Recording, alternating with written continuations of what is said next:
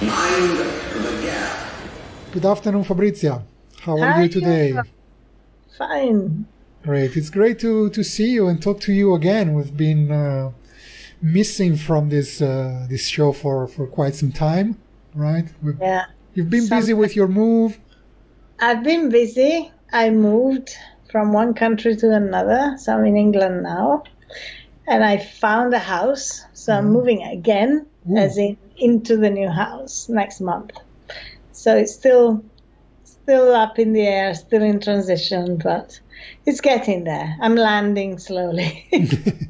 So yeah, between that and a lot of work and the summer, I like to maybe late afternoons to take some time off and just go to the swimming pool and relax. So more than I usually do. So a little less time for recording podcasts, and we did a little bit of a pause for a little while with all those things. But now we're back. Yes, we're back. We're back with our conversations, talking about photography, creativity, closing the gap, and everything that entails.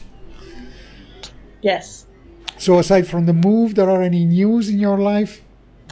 News is that, yes, I've been very creative. I've been putting together new courses and things. And actually, do you remember the Superpowers course? Yeah. It starts again next month, so I will be launching that. Maybe we'll talk about it some other time, but by the time this podcast comes out, it's probably too late. So anyway, I mentioned it. No, maybe not. I think not. I think they'll be probably publish it next week, which means that that's good. That'll be July 30 or something like that. So if you're launching it after that, you can talk a little bit about it. Maybe we can put a little link in the show notes.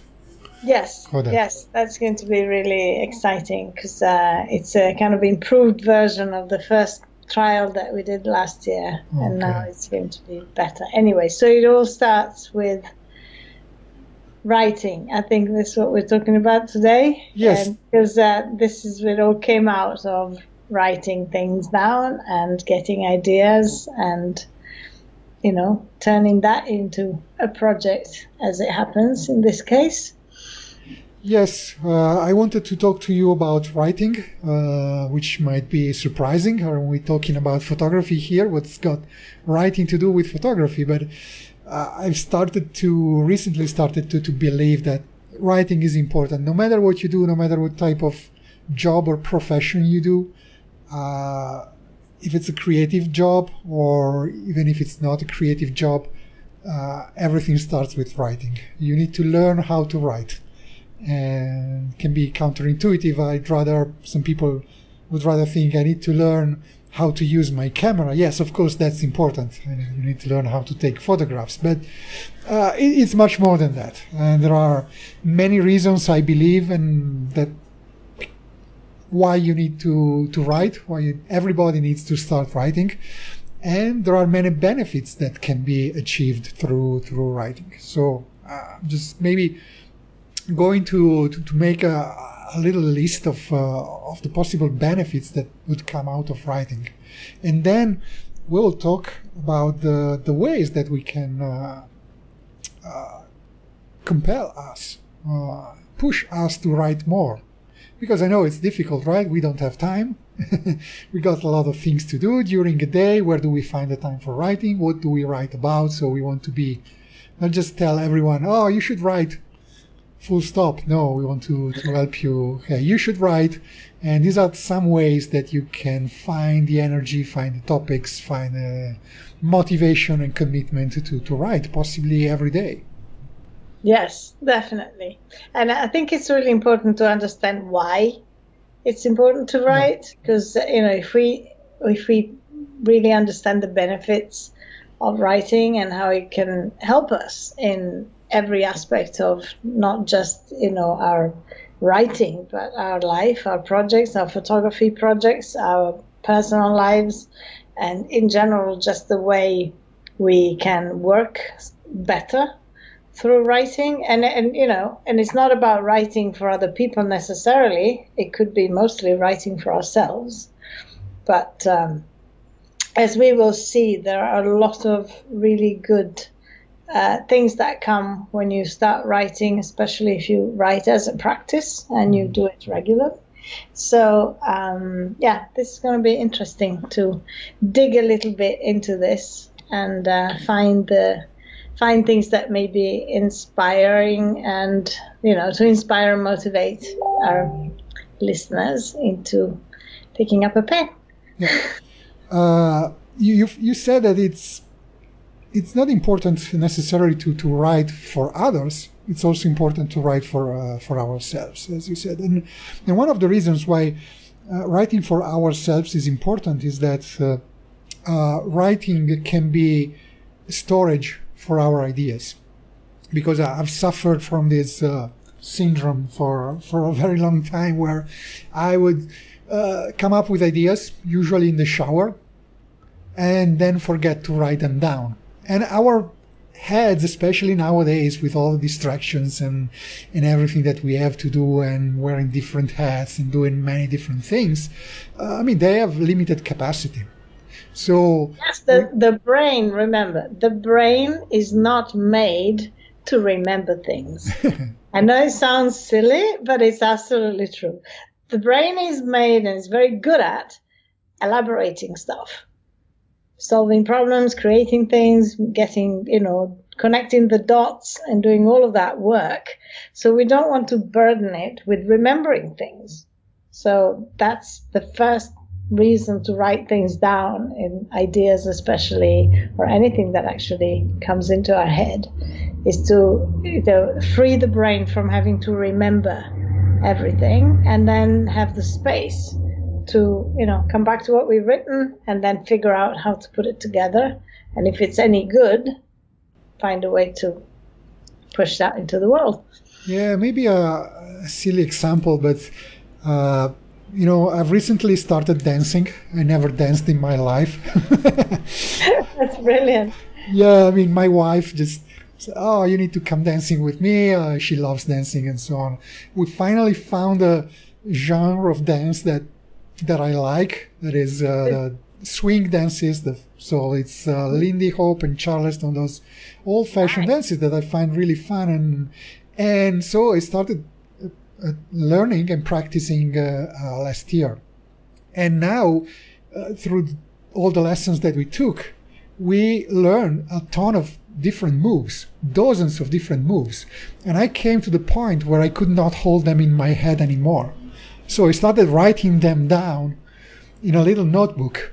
So before going out for a night of dancing, I go through the list and, this is a move that I haven't been practicing for maybe some weeks. So tonight we want to practice this a little bit more.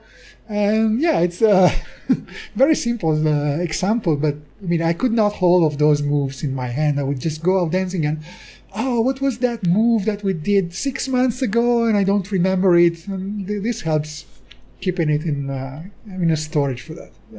Yeah, writing helps to remember, and it also helps to think more clearly. When you have things written down, you can actually see them better and understand, priorities, understand what comes first, and you manage to order things in your head when you've got them written down. Yeah, it's the act of writing. It's not even maybe the thing that you've written that helps you think more clearly, but the act of stopping and taking the time to write, slow down a little bit, taking the time to write down your ideas, that will help you think more clearly about them, because you might realize that idea had no merit, didn't have ground to stand on. So, or you thought of a thing that you could do to improve your business or your creativity and so on, and then you write it down and you realize that maybe it's a process and the steps were not in the correct order, or maybe a step that you didn't think of was missing, and when you write it down it becomes more obvious that there was something missing there. Or a form of writing can be journaling. Journaling, I think, can be very useful. You journal things and you write things down that you did. And again, it helps memory because you're faced again with the same situation, and you look at your diary, your journal, and you realize, oh, I was in this situation already in the past, and this is what I did, and the outcome was either successful or maybe not completely successful, and you can maybe avoid making the same mistake again.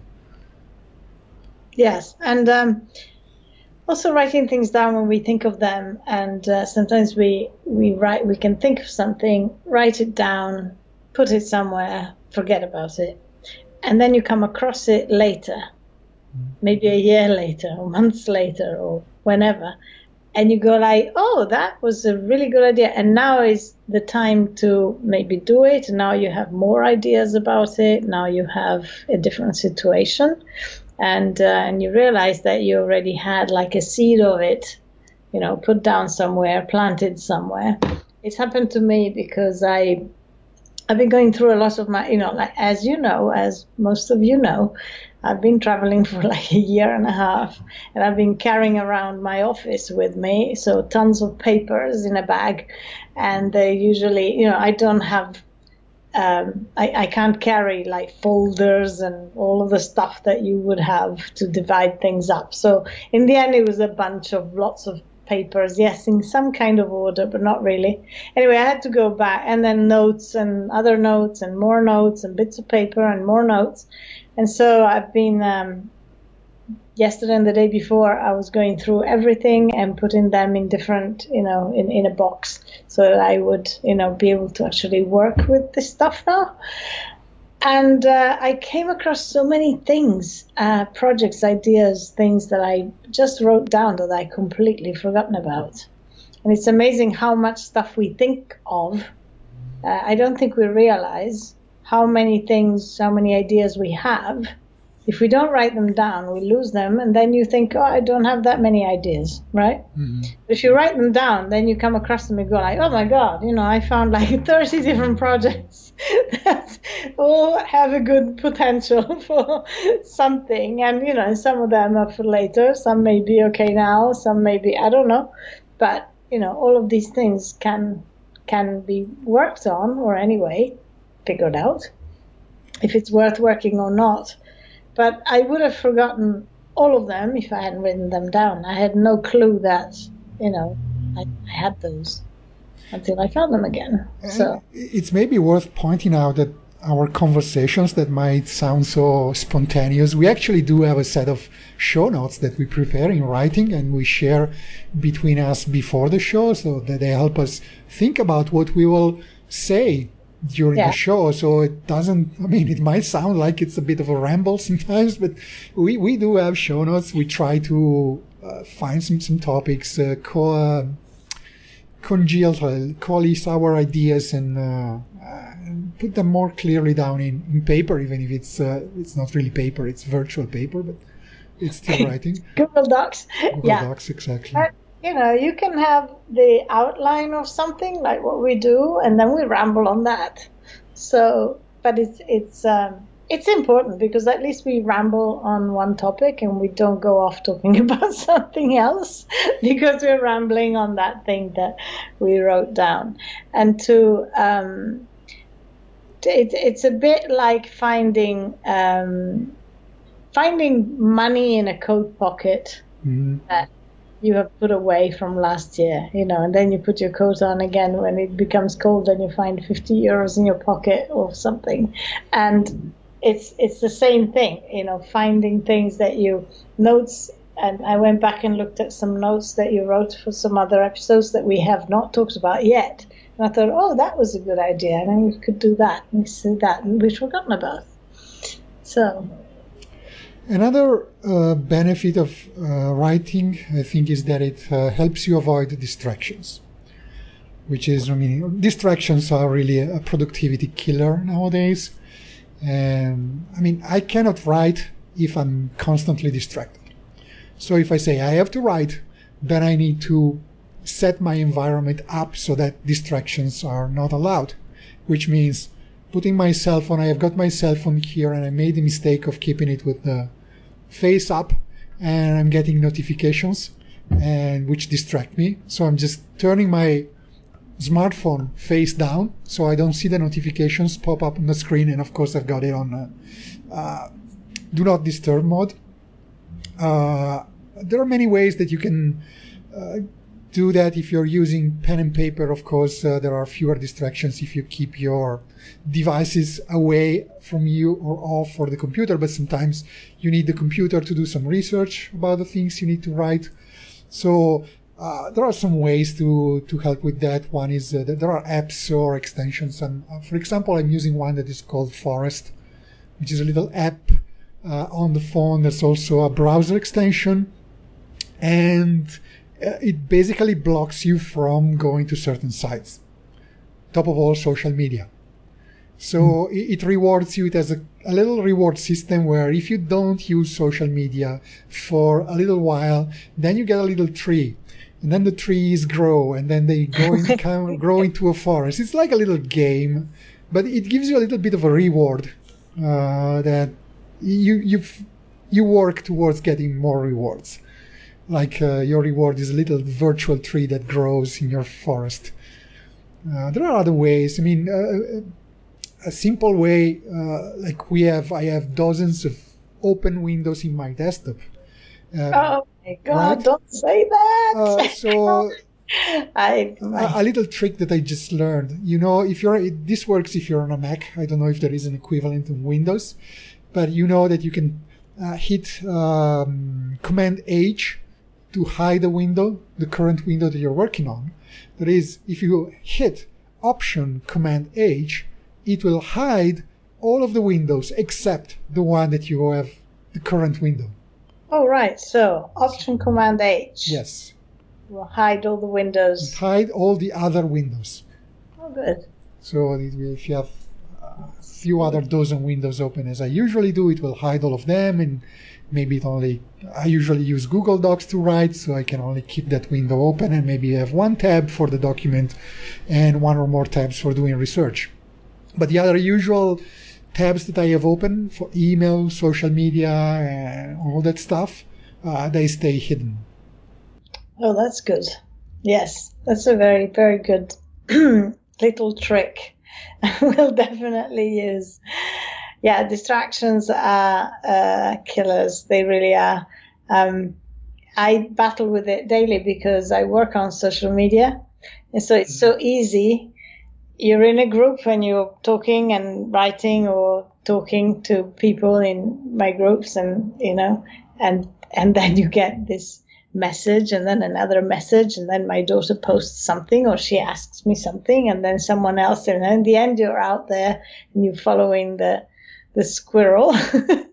And so it's really, really difficult. So I like to write on paper. And the reason I like to write on paper, especially ideas, projects, and all that sort of thing, at least to start with, is because the speed at which your hand writes is ideal for your brain to elaborate thoughts. So, yeah. So we type a lot faster than we write. Even if we write fast, we type faster normally. You know, if you type every day, you're going to be faster, quicker. And so that speed is not ideal. And if you write by hand, and at the beginning it's really difficult, and we will talk about this in another episode about writing by hand and what to write and how to make it a practice. But if you write by hand, your brain has the time to actually elaborate thoughts at the speed of your handwriting, because they go together. So at the beginning, your hand will hurt because we're not used to writing by hand anymore. And if you have to write a full page by hand, most people can't do it. So that is also something that should make us think that it is a skill and a habit that we should get back, because it's the best way for our brain to start to, develop ideas. Yeah, I don't write by hand for the simple reason that I tend to misplace everything. So I would have notebooks or pads placed everywhere and I would not be able to find them again. So I'm using, nowadays I can put everything in the cloud, and no matter the device that I'm using or where I am, I can always retrieve easily a piece of writing. But yeah, I can appreciate the benefits of handwriting, of course. Well, you can handwrite to develop an idea, and then you copy it. Sure. And of course, things get written out on a Google Doc or in Pages or whatever cloud, saved and all that. But yeah, original ideas come out by hand, in my case anyway.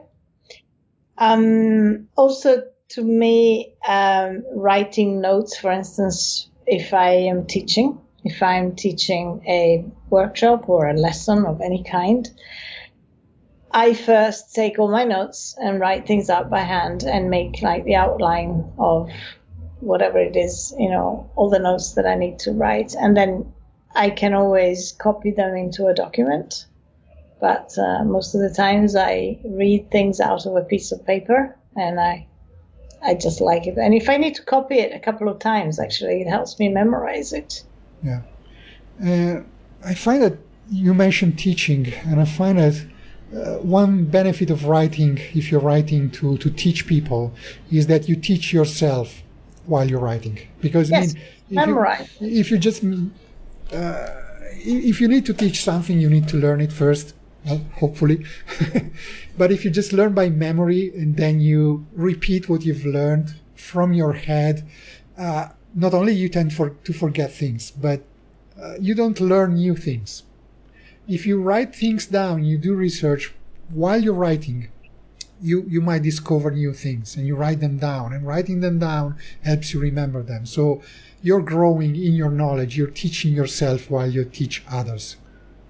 Yeah, and also writing them down helps you see them better, connecting the dots, developing new patterns of thought as well, with whatever subject you're dealing with. And memorizing what you're writing, what you're supposed to know. So it really is very powerful when you're teaching. Not to mention the fact that writing, as we said, helps you think more clearly. You learn to express yourself more clearly. You need to talk, to be your speeches whenever you need to talk to people, whether it's a lesson, it's a speech at a conference, or even a conversation, or maybe you need to write some copy for your website to entice readers and customers. Maybe if they want to buy your products or follow you, then it helps you, it influences all of that.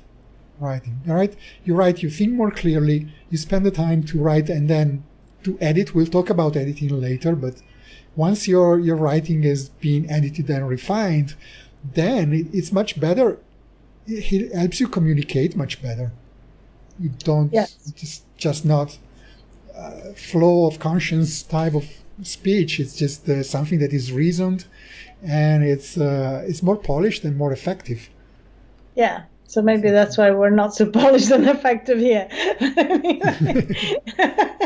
No, but absolutely true. And you may be thinking of, taking the time to think of the right word for something. There is a thing that it's choice to ramble on and talk about whatever comes to us in this moment, in this blog, it's not a blog, podcast, it's about that, and it's about our conversation and kind of sparking ideas on each other and seeing what comes, and so that's good. But sometimes when you want to communicate something effectively, you may want to, sit down and think of the right words to say. How many times we're trying to describe something and we're missing that word? They go, you know what I mean? But sometimes there are some situations when that's not really the best thing. That's when you're trying to teach something, not just ramble on about something. So, yes. We'll talk more about editing and so on in the next episode. Copywriting, that's the other, you really need to polish things. And you need to polish things, and the important thing here, I believe, is that the process of editing and polishing things and make them clearer and more effective in transferring your knowledge. What you want to say comes from simplifying things, from reducing the number of words that you use. Only leave the words, I mean, unless you're writing poetry, and that's a different thing, and then you're free to use all of the words you want. But if you actually, poetry is very, very, very. I know a bit more about poetry now because I'm working with somebody who writes poetry. But you actually picking every word. It's a bit like painting, you know. So every word is important, even more than in prose. But when in my courses we talk about, for instance, writing for the website or writing any kind of copy, you know, I get people to write whatever they need to write, and then I say, now slash it in half. You've got to say the same thing with like a third of the words, because we tend to use too many words, you know, and you can simplify. There's a really famous quote by Mark Twain, who wrote to a lady friend. He had letters coming and going with this friend. And in one of his letters, he said, I would have written you a shorter letter, but I did not have enough time. Yeah. Because it's true, to actually polish our writing takes time. You need to go over it and over it and over it. But by the end of it, your thoughts are really clear, and the essence of what you're trying to say really comes out. Yeah, or as the French writer Antoine de Saint-Exupéry wrote, perfection is achieved not when there is nothing more to add, but when there is nothing left to take away. Yes, same thing, exactly. So, you need to be concise and clear in what you want to write. I would just like to add one more benefit to the list of the benefits of writing, and is that still writing is one of the best ways people have to make a name for themselves. Nowadays, you can really be big with video. I mean, you can be Casey Neistat or some big YouTuber and have millions of followers on there. And if your thing is video, there's nothing wrong about doing videos. But for most of us, writing still is a way to make a name. So if you write well, you can get your writings published on websites, magazines, newspapers, books, whatever. And people remember you if they see your name on books. I mean, books are probably still the best way to make a name for yourself, I believe. So if you don't write, you cannot create books. Well, if you publish a book, you're definitely a writer. But on the other hand, I also want to, say that a lot of people are intimidated by writing because they think, I'm not a writer. I'll never write it. I can't write. I can't write properly. My grammar's not good enough. My spelling's not good enough. Or all of the stuff that all the hang-ups that block people from writing. And it's true, not everybody will publish a book, although I believe that everybody has a book inside them. That is one of my beliefs. And so everybody has a book inside them that they could write if they wanted to. But even before writing a book, which is a big project, being fearful of writing because you don't think your skills are good enough. It's a bit like any kind of instrument. If you never play, you'll never learn to play. But the moment you start doing even a little bit of it, then you're going to get better at it. And it's a practice. And learning spelling, grammar, all of that, that all comes. Now there are so many apps and softwares to check our spelling, to check our grammar. It's really much, much easier than it was in the past to write in a correct way. So I don't think there's that many excuses anymore. And you can get help. I mean, there are people who are professional copy editors and copywriters. They can take... I published a couple of ebooks in the past, and for a few of them I got a professional editor to go over my writing and make it better. So especially because English is not my mother tongue, so I believe my English is pretty good, but still some of the sentence structure, the punctuation, proper usage of terms and so on could be better. So I got help from a professional editor. It was not expensive, but I believe it was definitely useful. So if the whatever language you want to write in, because I like to write in English, and we do this podcast in English, not because we absolutely love the language, but because it's easier for us to speak in English to reach the widest audience possible nowadays. Like Isaac Newton in the 1600s, he wrote his Principia Mathematica in Latin, because Latin was the language of the scientists there, and he could reach more of his colleagues if he wrote in Latin instead of his native English.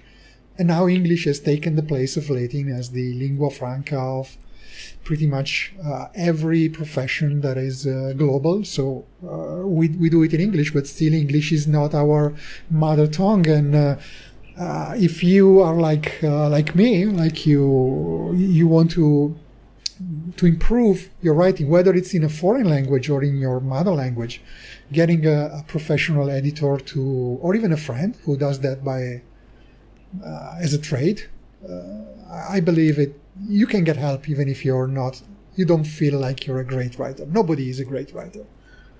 Nobody's born a great writer anyway. Yeah. Great writers are made like great anybody. It's back to the 10,000 hours and all of that stuff. Yeah. Being an expert. So writing starts when you start to write. Right. Sorry about the pun.